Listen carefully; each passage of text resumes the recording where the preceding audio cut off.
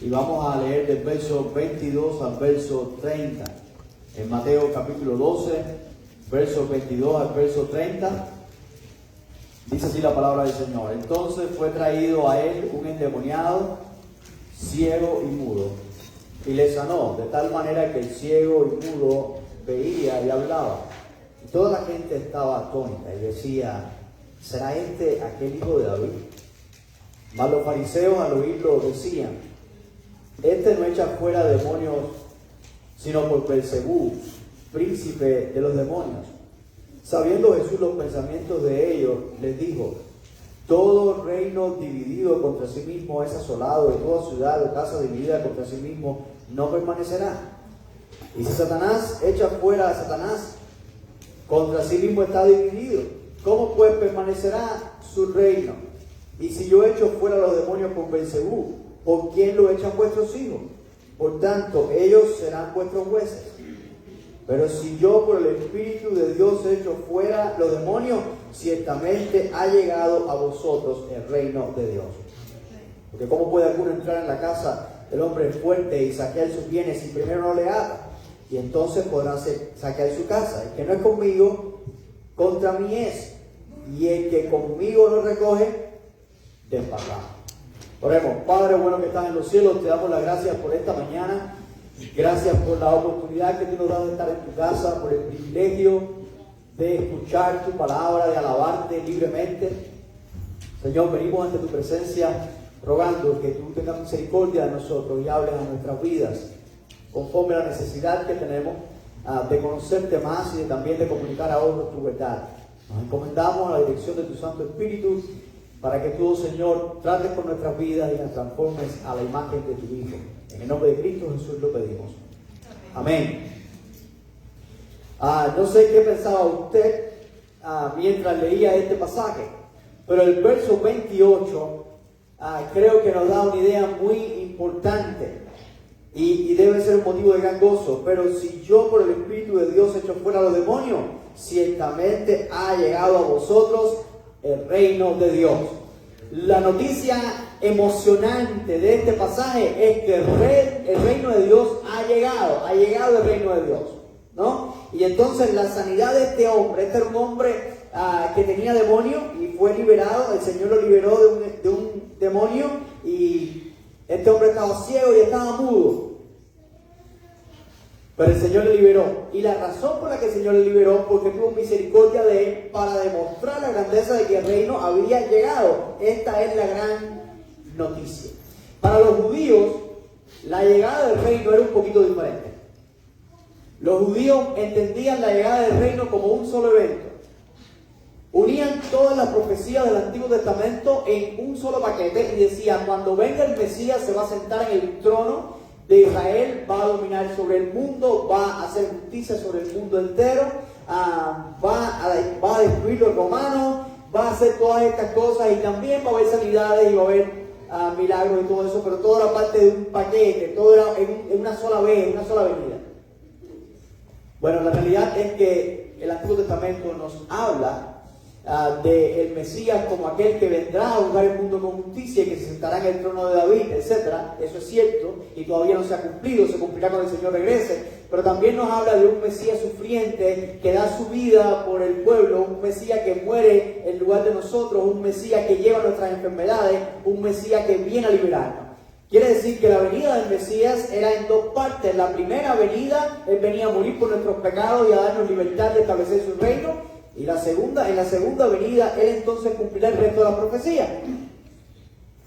Lo que estos fariseos no entendían era que ya el reino de Dios estaba dentro de ellos y ellos no se habían dado cuenta. Pero si esto es lo más emocionante del pasaje, aunque cuando digo que ha llegado el reino y es emocionante, y miro la cara de mis hermanos, vuelvo a mirar el texto para confirmar a ver si es verdad que es emocionante.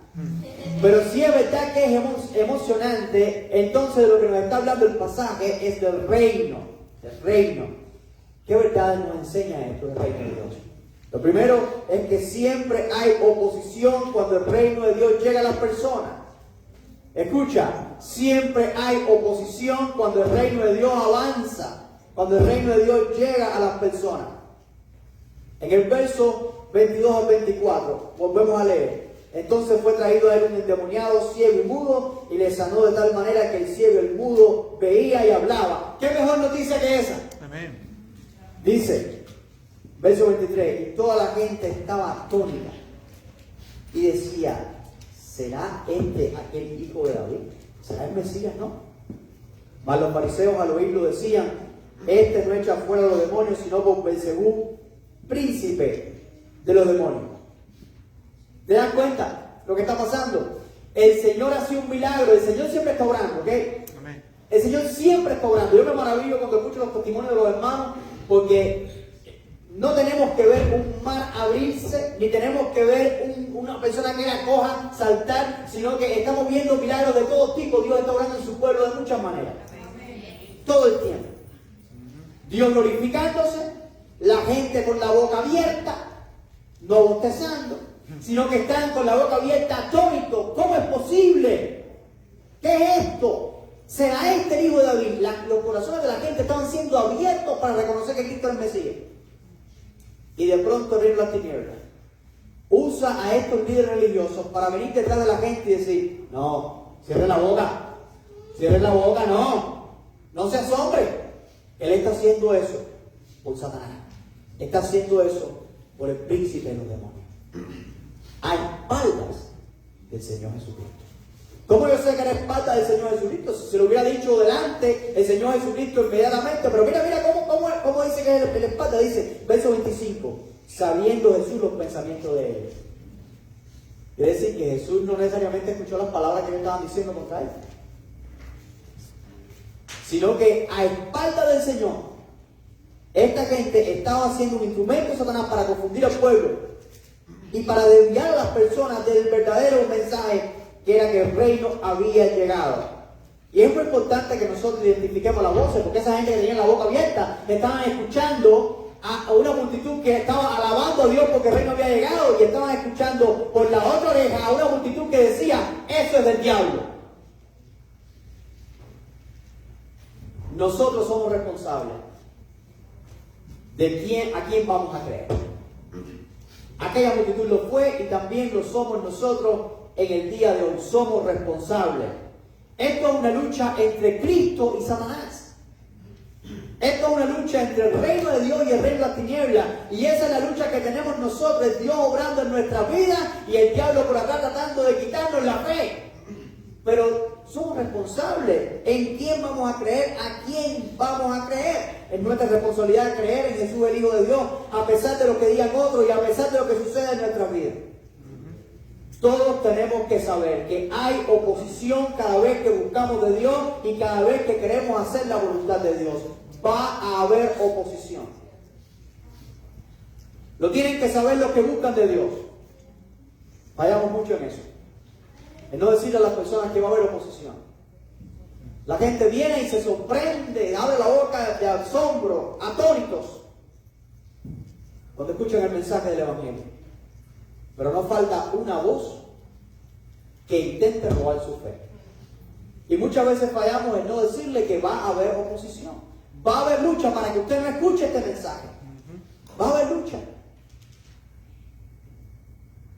Lo veo todo el tiempo mientras predico el Evangelio. En el momento más importante del mensaje, es el momento en que se apaga el micrófono. En el momento en que yo he ido a predicar, yo me acuerdo que una vez fui a predicar en una casa y estaba hablando con una joven sobre su necesidad de conocer al Señor Jesucristo. En el momento más importante, más preciso, cuando ella estaba reflexionando, tal vez estaba viendo su corazón, se tira el gato, suena la lata, y yo digo, esto yo lo espero, yo espero esto. Es el momento de la tensión, porque el reino de las tinieblas va a hacer lo posible e imposible para que usted no entre y no disfrute la bendición del reino de Dios. Lo tienen que saber los que predican el Evangelio, lo tienen que saber los que sirven a Dios, lo tienen que saber la gente que va a la iglesia. Tú tienes que saber que domingo va a ser difícil la iglesia. Agarra el calendario de la iglesia. ¿Qué día hay servicio en la iglesia? Esos son los días, esos son los horarios más complicados en casa. Esos son los horarios en que puedes asegurar que vayan a la visita. Esos son los horarios más difíciles. Porque siempre hay una oposición. El momento que disponga una hora, escribe en el refrigerador, tigre, a las 9 de la mañana, el martes, yo voy a orar 30 minutos. Prepárate para escuchar el timbre a las 9 de la mañana el martes. Prepárate, porque hay una lucha continua de ver las tinieblas para que tú no conozcas de Dios y para que tú no busques de Dios y para que tú no crezcas a la imagen de Jesucristo y para que el reino de Dios no llegue a tu vida. Hay una lucha. Pero el Señor confirma la verdad de su reino enseñando verdades fundamentales en este pasaje. Mira qué nos enseña sobre el reino. Mira. ¿Qué es lo que dice el Señor? ¿Cómo respondió el Señor? El Señor no colgó los guantes. Él lo que hizo fue enseñar la verdad. Verso 25-28. Mateo 12, 25-28.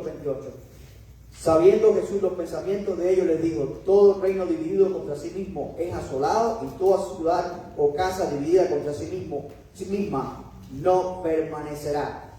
Y si Satanás echa fuera a Satanás, contra sí mismo está dividido. ¿Cómo pues permanecerá su reino? Y si yo echo fuera los demonios con Beelzebú, ¿por quién lo echan vuestros hijos? Por tanto, ellos serán vuestros jueces. Pero si yo por el Espíritu de Dios echo fuera los demonios, ciertamente ha llegado a vosotros el reino de Dios. Amén. El Señor declaró la verdad y usó un argumento importante, demostrando que Él era el Mesías.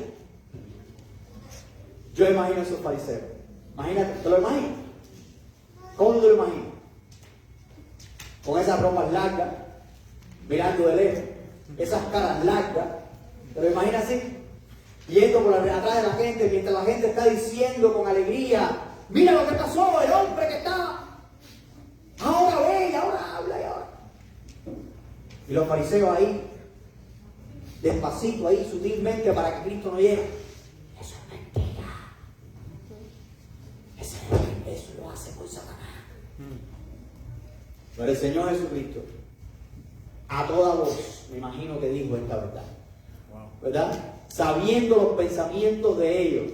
Él no lo dijo bajito. Sabiendo los pensamientos de ellos, usó un argumento para que todo el mundo escuchara la verdad. Y esta verdad llega a nosotros también y la necesitamos escuchar en el día de hoy. Y este es el argumento: Satanás no echa fuera a los demonios porque los demonios son parte de su reino. No tiene ningún sentido.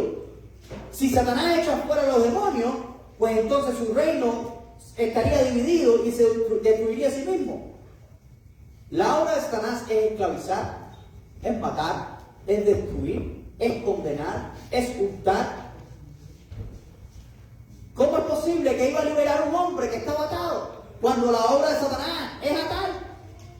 No, Satanás no está dividido. Su reino está bien organizado.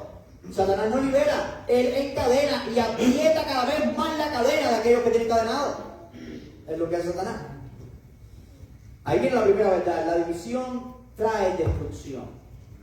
Yo creo que este pasaje nos habla mucho acerca de la importancia de estar unidos. ¿No lo escuchaste de parte del Señor?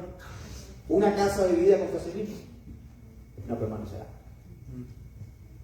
El enemigo sabe también esto y siembra discordia, siembra desunión, siembra chisme, siembra envidia, siembra odio, siembra rencor, siembra amargura. ¿Para qué? Pues para que el matrimonio no esté unido, para que los hermanos no estén unidos, para que la casa no esté unida, para que la familia no esté unida, para que la denominación entera no esté unida, para que la cristiandad no esté unida, para que el país no esté unido, para que todo lo que Dios ha creado esté unido, porque Dios lo quiere unido. La obra de destrucción viene porque Satanás divide. En la mayoría de los casos las personas no identifican el daño que se hace por medio de la desunión y no identifican que es el enemigo el que está sembrando esa discordia para destruirle, para separarle, para llevarle a la ruina. De hecho, ese era un mensaje para los judíos que estaban ahí, fariseos y no fariseos.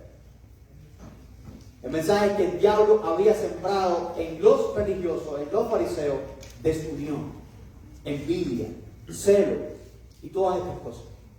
Y por eso después en Juan capítulo 8, verso 44, el Señor los llama a ellos hijos del diablo. Porque tienen el mismo propósito del diablo. Querían hacer lo que el diablo quería hacer, que era matarle, darle muerte al Señor.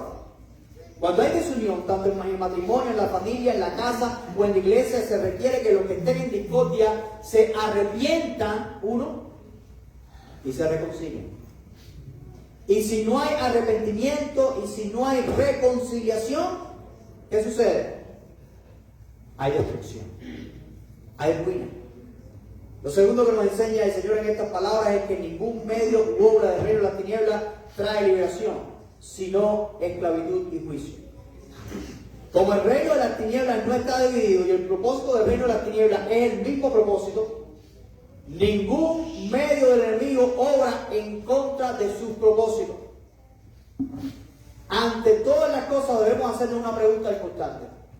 ¿Es esto de Dios o esto no es de Dios? ¿Es esto de Dios? ¿Da gloria a Dios o no da gloria a Dios? El apóstol Pablo decía que hasta comer y beber es algo que tenemos que hacer para la gloria de Dios. Imagínense. Entonces tenemos que preguntarnos, ¿es esa la manera en que Dios nos enseña? ¿Es eso lo que Dios quiere? ¿Es de Dios o no es de Dios? Tenemos que hacernos esa pregunta. Por ejemplo, si no puedo ir el domingo a la iglesia, pero me compro una vela con la foto de Cristo en el Morelos, la pongo sobre la cómoda y le oro, la enciendo y le oro, ¿no estaría bien? ¿Por qué no? Tiene la foto de Cristo. Lo estoy recordando mientras lo estoy haciendo. ¿Por qué no? Porque es contrario a su revelación. Porque su revelación dice que no te hagas imagen. No es la manera en que Dios ha establecido que le busquemos. Entonces no es la voluntad de Dios, no es de Dios, y si no es de Dios, ¿de quién es? Del diablo. Del diablo. No es de Dios. Las personas compran un pulso de la buena suerte, un amuleto para protección contra los espíritus inmundos. Se ponen una cadena en cierta parte del cuerpo, pero ¿es eso de Dios? No.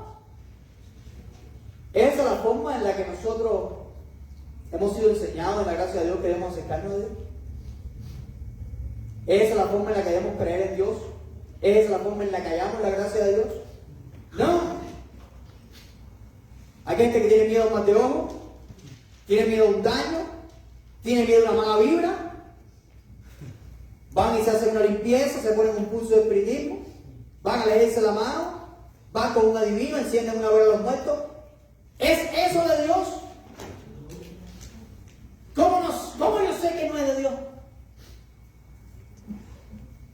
Porque es contrario a su revelación, y porque su revelación, que está aquí, que todos la tenemos en nuestro idioma, en varias versiones, nos lo prohíbe.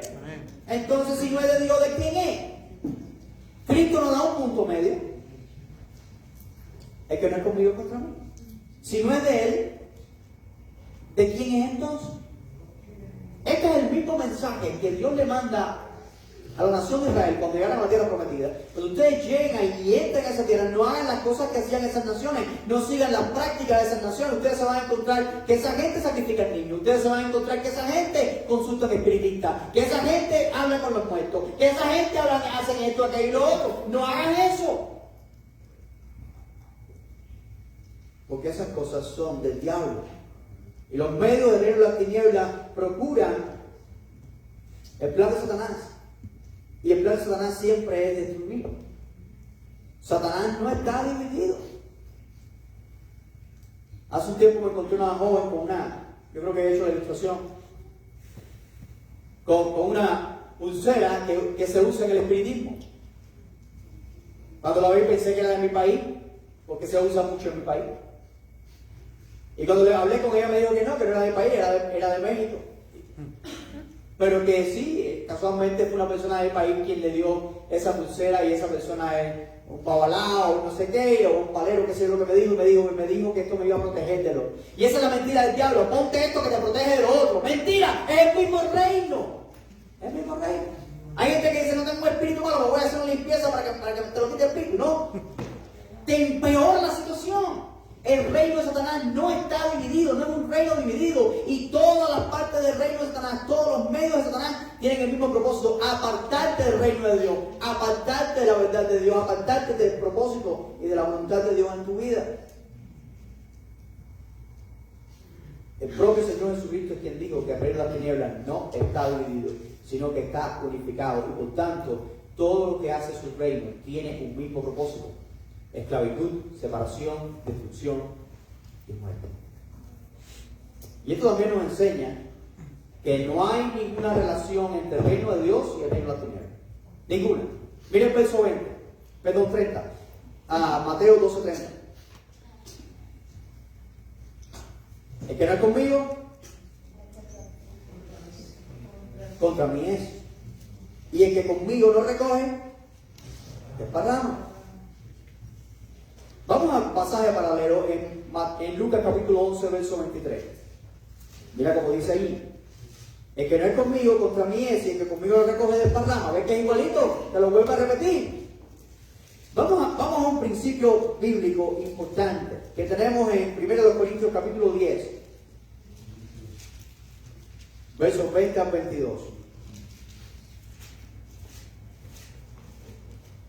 Antes digo que lo que los gentiles sacrifican, a los demonios los sacrifican, y no a Dios. Y no quiero que vosotros hagáis partícipes con los demonios. No podéis beber de la copa del Señor y la copa de los demonios. No podéis participar de la mesa del Señor y la mesa de los demonios. ¿O provocaremos a hacerlo al Señor? ¿Somos más fuertes que Él? ¿Qué crees que significa ese verso? Ese verso nos está queriendo decir que no hay ningún compañerismo entre Cristo y Satanás. No hay ningún compañerismo entre el reino de Dios y el reino de las tinieblas. El reino de las tinieblas tiene sus cosas y el reino de Dios tiene sus cosas.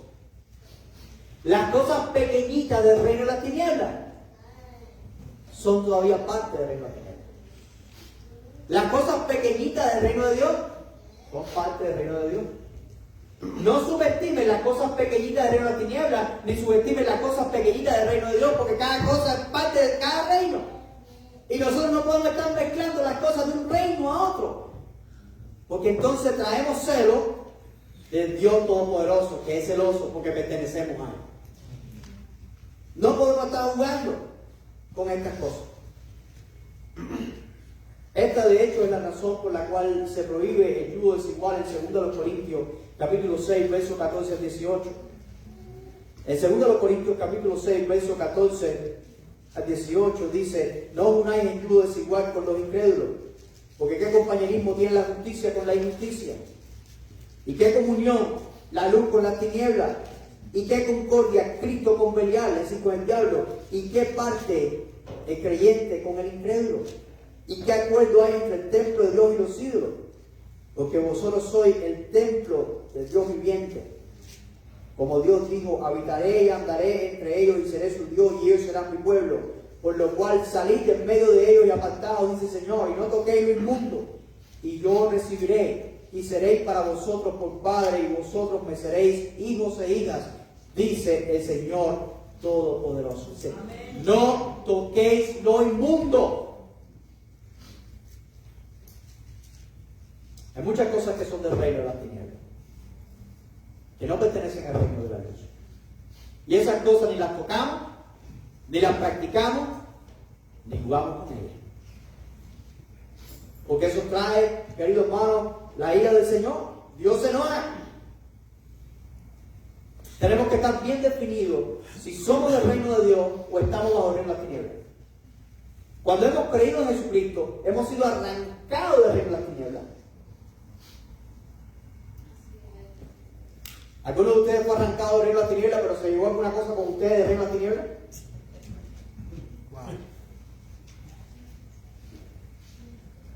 ¿Tú sabes que la generación que salió de Egipto, los israelitas que salieron de Egipto, algunos llevaban sus ídolos?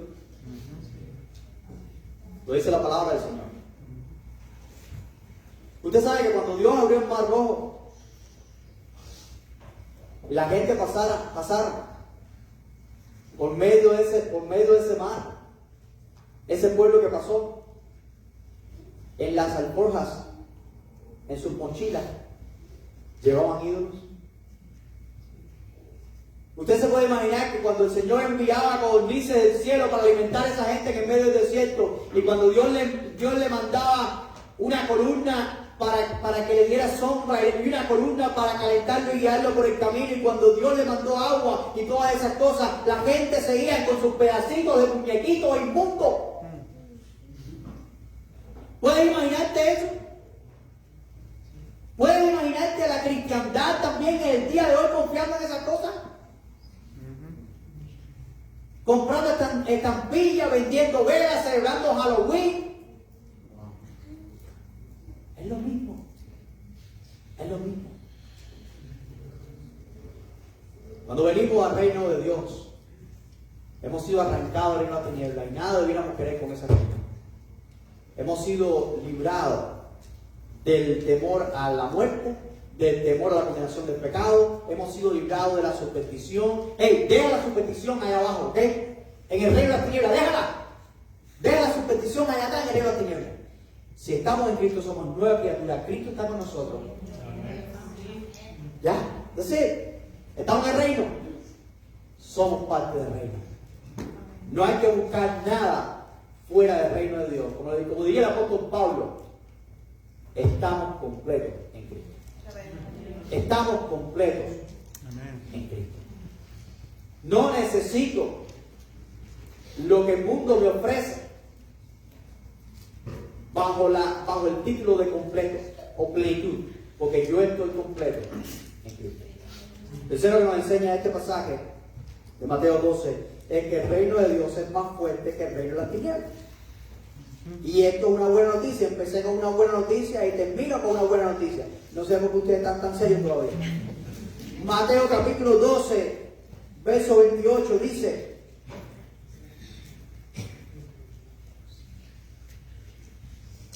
lo podemos leer de ahí, dice: pero si yo por el Espíritu de Dios, hermanos, es el poder del Espíritu de Dios, echo fuera los demonios, ciertamente ha llegado a vosotros el reino de Dios. Entonces el reino de Dios es más poderoso que el reino de las tinieblas, porque es el reino de Dios el que da poder para liberar a este hombre. Vamos nuevamente a Mateo capítulo 12.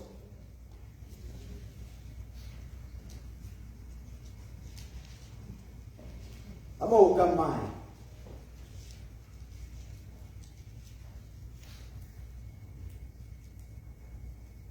Si usted lee,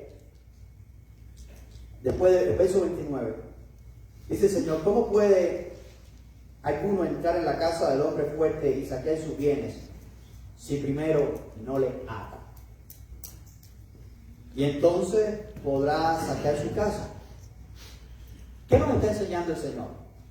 Se ha creado toda una teología y hay gente escribiendo libros de cómo atar y cómo desatar. Lo que nos está diciendo el pasaje claramente es una analogía que está usando el Señor. ¿Quién es el hombre fuerte que tiene posesión de la casa? Déjeme decirle algo. El reino de las tinieblas hace de las personas esclavos. Satanás se enseñorea de las personas que dominan. Se siente dueño de las personas, las domina a su antojo, las manipula, las destruye, y los seres humanos no tienen poder para librarse de las cadenas de Satanás.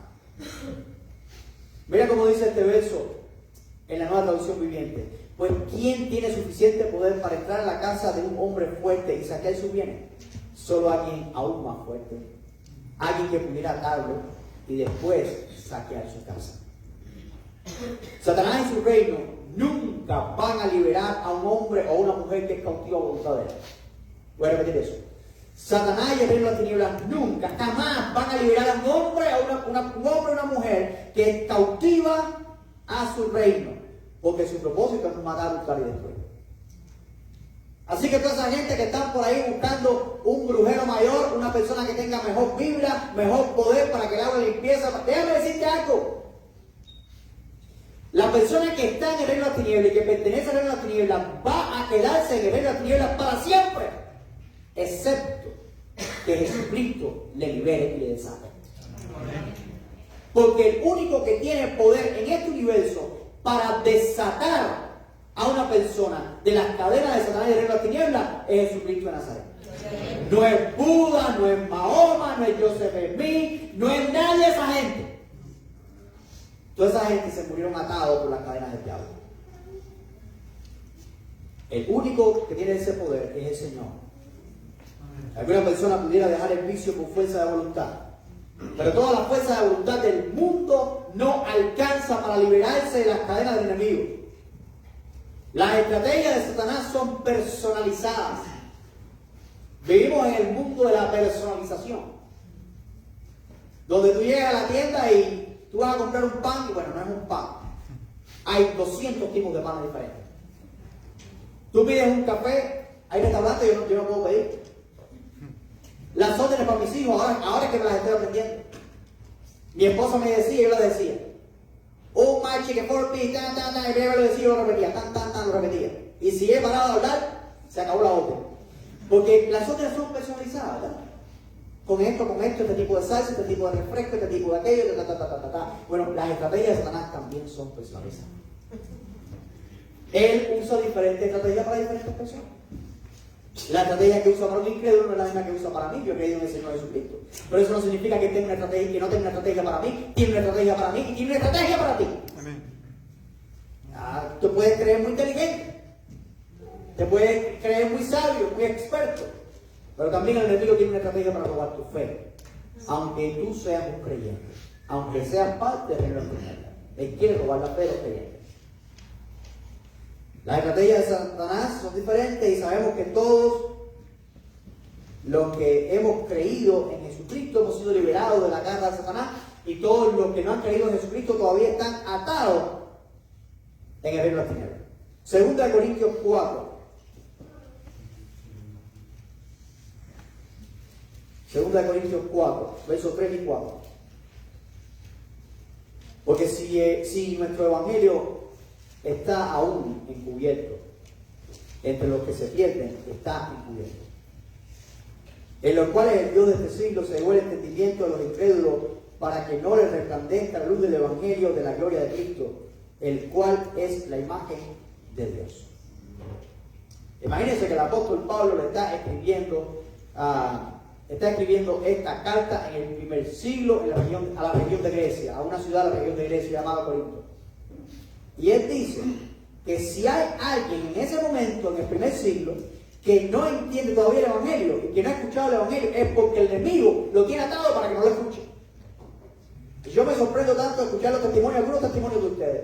Hay personas que llegan a la iglesia después de vivir 20 años en este país, con tantas estaciones cristianas, y le dicen: es que yo nunca había escuchado el evangelio verdadero. Y yo te creo, ¿eh? Yo estoy seguro que es verdad lo que me estás diciendo. Lo que me sorprende tanto es la habilidad que tiene el diablo para cegar a la gente para que no escuche el evangelio verdadero, cuando esta verdad se ha dado hace tanto tiempo, ¿no? Casi 2000 años con este libro de verdad, con este tesoro. Y el diablo se las ha arreglado para tratar de enmascararlo, para ocultarlo, para que la verdad no llegue a tus oídos. Y aún llegando la verdad a los oídos de muchos, rebota. Esta lucha de Satanás es para con las personas que no conocen la verdad, en primer lugar. Y es para que ellos en primer lugar no conozcan a Jesús, para que no sean salvos, para que no cumplan la voluntad de Dios. Pero cuando Jesús liberó a este hombre, los ojos de las personas comenzaron a abrirse. ¿Será este el hijo de David? ¿Será este el Mesías? Su corazón empezó a abrirse y empezaron a reconocer la verdad de que él era el Mesías. Y en cuanto ellos empezaron a abrir su corazón, enseguida vinieron los fariseos hablando, obviamente de parte de Satanás, para tratar de confundir a las personas. Los fariseos eran los religiosos del tiempo de Jesús. Y el diablo muchas veces usa hasta los propios religiosos. Hasta los propios religiosos. Para que las demás personas no conozcan de Jesús. Dios no es libre de ser obstáculo para que una persona no conozca de Jesús. Dios no es libre de ser un obstáculo para que una persona no conozca de Jesús. El diablo usa la religión para que muchas personas sean confundidos y sean desviados de la verdad del evangelio. Venir a Cristo es nadar contra la corriente, pero somos salvos por la voluntad y el poder de Dios. Y aunque hay una oposición muy grande, la verdad es que mayor es el que está en nosotros que el que está en el mundo. Y eso es lo que estaba diciendo el Señor Jesucristo. En Mateo capítulo 12, verso 28.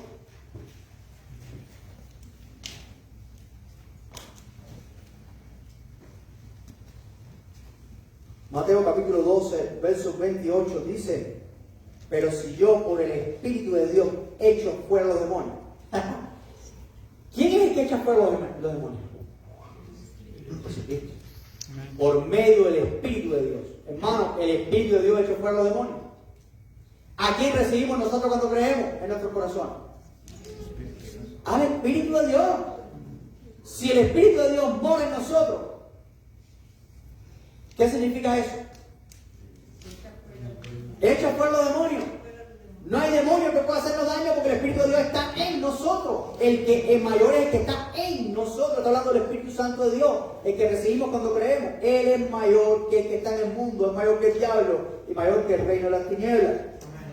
Entonces, no podemos tener miedo. En 1 de Juan 4:4 se dice una verdad que se confirma aquí, pero las estrategias del enemigo no son solo para los que no han creído en eso.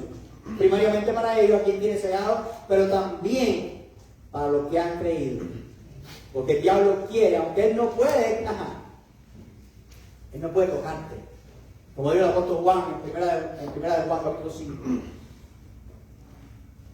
El que es de él no practique el pecado, el maligno no le toca, no puede tocarle. El maligno no puede tocarte porque tú eres de Cristo, tú eres de parte del reino de la tinieblas.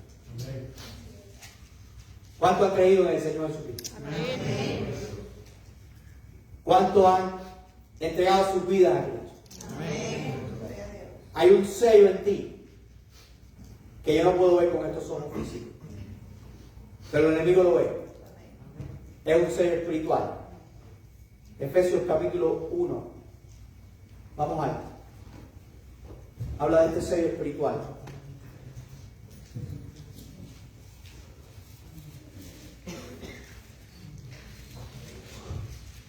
Efesios capítulo 1, verso 12. Hablando de Cristo, dice: en Cristo también vosotros, habiendo oído la verdad, el evangelio de vuestra salvación, y habiendo creído en él, fuisteis sellados con el Espíritu de la promesa.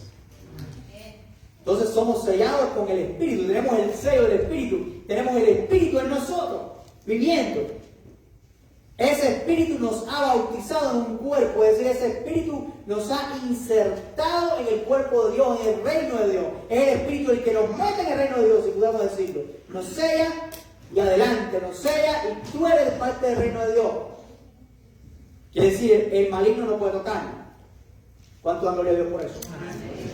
Ya no somos más esclavos de nuestra mente, no somos esclavos de nuestros deseos, no somos esclavos, pero el enemigo siempre va a tratar de estar tocando los botones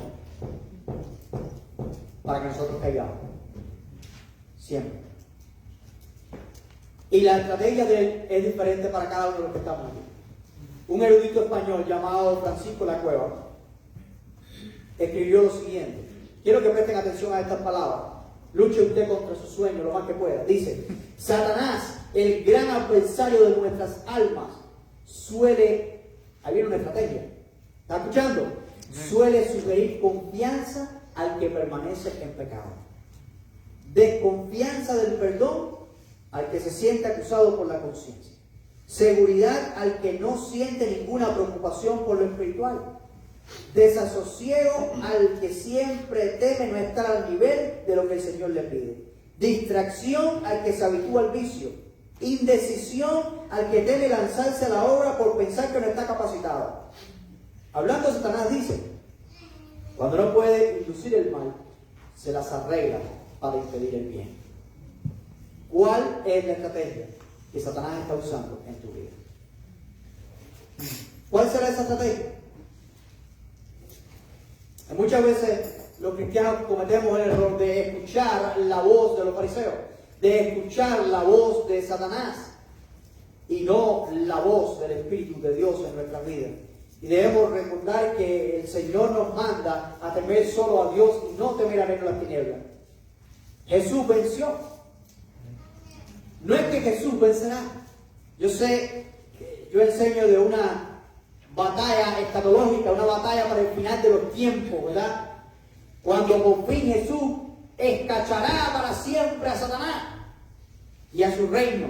Y toda lengua confesará que Jesucristo es el Señor para la gloria del Padre. Yo creo que toda lengua todavía no ha confesado que Cristo es Señor para la gloria del Padre. Yo creo que hay muchos enemigos que no están todavía de rodillas delante de Jesús. Yo creo que eso viene para el futuro, pero yo creo que la victoria ya está. Y yo creo que el golpe en la cabeza de Satanás mortal ya fue cuando Cristo murió por nosotros en la cruz de Calvario. Ya está. Colosenses lo dice.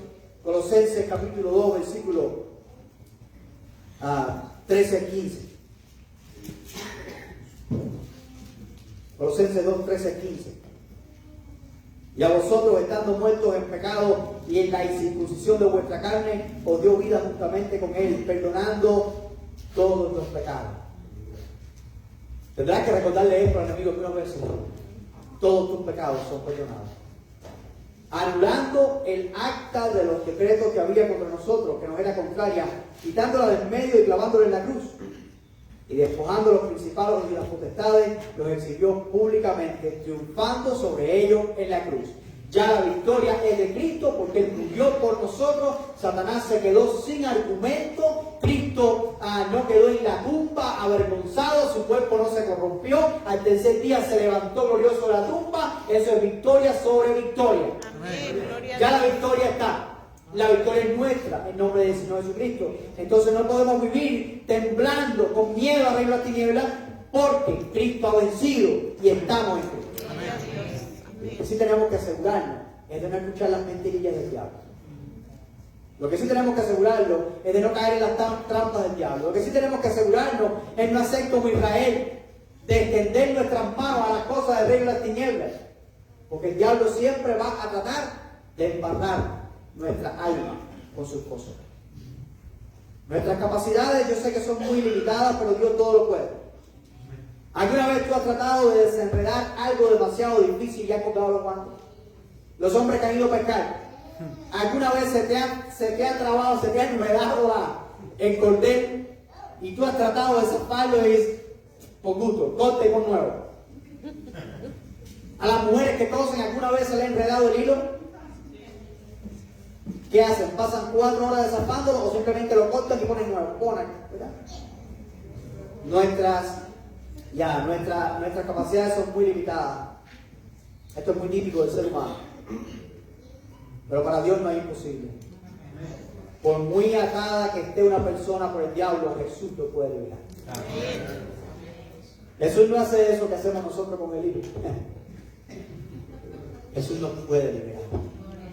Y este es un caso. Esto es un caso clásico. Mira qué difícil. ¿Cómo tú le predicas a un hombre que es ciego y que es mudo? ¿Cómo dices si el hombre cree? ¿Y cómo yo sé si el hombre me oye?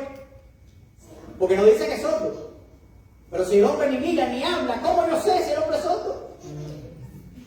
Si había un caso difícil, era ese hombre. Pero el Señor lo desenredó.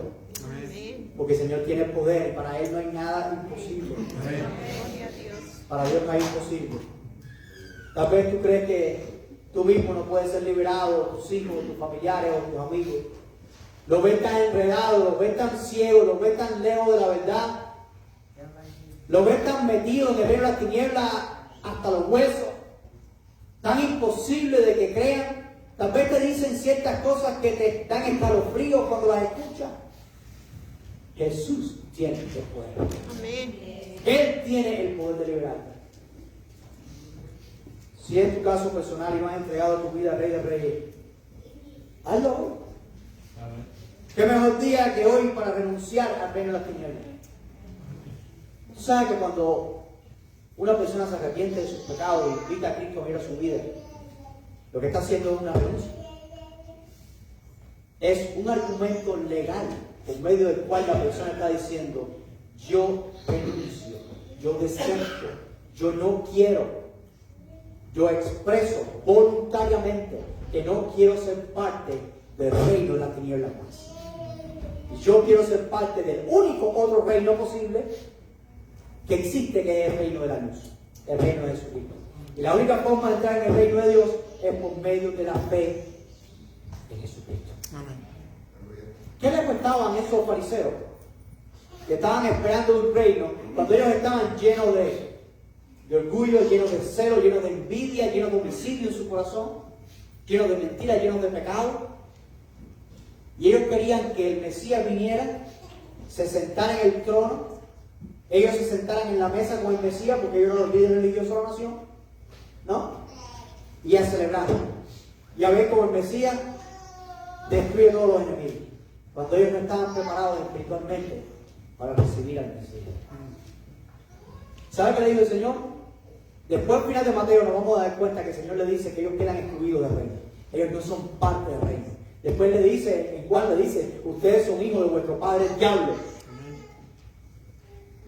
¿Quién entra al reino? Al reino entra la gente que ha sido desatada por el Cordero.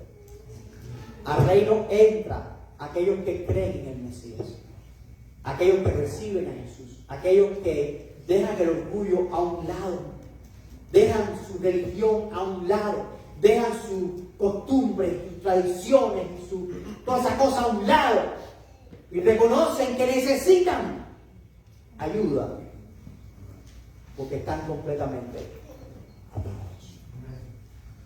Hasta los animales más violentos han mostrado ser mansos cuando necesitan ayuda ante un peligro inminente. ¿Cuánto más nosotros no debemos ir al Señor y reconocer que necesitamos que Él nos libre? Si aún no has conocido al Señor Jesucristo, o si reconoces que estás atado por Él, en cualquier forma o manera, ya sea por un pecado, ya sea por un mal pensamiento, ya sea por depresión, ya sea por temores, ya sea por tu conciencia o ya sea por lo que sea, hoy puedes pedirle al Señor que te desate y el Señor puede hacer eso en tu vida. Y lo único que se requiere es fe. Jesús, el más fuerte, vino para que tengas vida y para que la tengas en abundancia. Vida, ¿cómo luce eso? Eso luce así: vida llena de amor, de gozo, de paz, de paciencia, de benignidad, de bondad, de fe, de mansedumbre y de dominio propio. Estoy terminando, pero crea que no. Juan capítulo 8, versos 34 al 36. Jesús le respondió casualmente a judíos que habían creído en Él, pero que aún no habían rendido su vida totalmente a Él. Él les dijo: de cierto os digo que todo aquel que hace pecado, esclavo del pecado. Y el esclavo no queda en casa para siempre, el hijo sí queda para siempre. Así que si el hijo libertare, seréis verdaderamente libres. O sea, tal vez tú dices, bueno, es que yo no estoy en adulterio, yo no estoy en droga. Pero si cada vez que tú veas a otra persona prosperar, tú sientes envidia en tu corazón, todavía tú eres esclavo. Amén. Amén. Si cada vez que tú ves a otra persona, tú crees que tú eres mejor y superior que otra persona, todavía tú estás bajo la esclavitud del orgullo. Todavía tú estás atado. Y tú necesitas darle tu vida al Señor. Amén. En Juan capítulo 10, versículo 10, el Señor Jesucristo dijo que el ladrón no viene sino para hurtar y matar y destruir. Yo he venido para que tengan vida y para que la tengan. Y esa vida puede ser tuya. ¿Has visto la felicidad de un animalito cuando es librado de algo que le ata? ¿Cómo sale corriendo de alegría, diciendo, ¿cómo es posible que me salvé? Hoy tú puedes salir así de la iglesia en este día. Amén. Si hablas con el Señor y le pides al Señor que perdone tus pecados y que te libre. La invitación está abierta y es la misma invitación que el Señor nos dijo en Mateo 11, 28. Venid a mí todos los que estéis trabajados y cargados y yo os haré descansar. Hermano, antes de salir de esta iglesia, cambie esa cara y de gloria a Dios, porque el reino está entre nosotros. Oremos. Padre que está en los cielos, gracias por este día, gracias por tu misericordia, gracias por librarnos, gracias porque tu reino ha venido a nosotros. Señor, y nosotros con más admiración lo decimos, porque ni aún las promesas eran para nosotros, vivíamos sin Dios y sin esperanza en el mundo, como dice tu palabra. Pero Señor, tu gracia se extendió a nosotros, que nada merecemos. Señor, en esta hora entregamos nuestra vida delante de ti. Reconocemos delante de ti que no siempre hemos vencido en la lucha contra el enemigo. Hemos caído. Hemos fallado. Pero gracias, Dios mío santo, por la sangre del Cordero que nos limpia de todo pecado. Gracias porque eres tú quien nos restauras, eres tú quien nos limpia. Es tu Espíritu quien nos transforma y nos presenta santos y sin mancha delante de ti, oh Padre. Señor, yo te pido por todos los que están aquí. Si hay alguien en este lugar que aún no ha creído en tu Hijo, yo te pido que esta palabra no se vaya de su mente. Yo te pido que tú toques su corazón y que tu Espíritu Santo le lleve a la verdad para que pueda ser verdaderamente libre. Ayúdanos a vivir en esa abundancia de tu Espíritu en nosotros. Te pedimos en el nombre de Cristo Jesús. Amén. Dios le bendiga.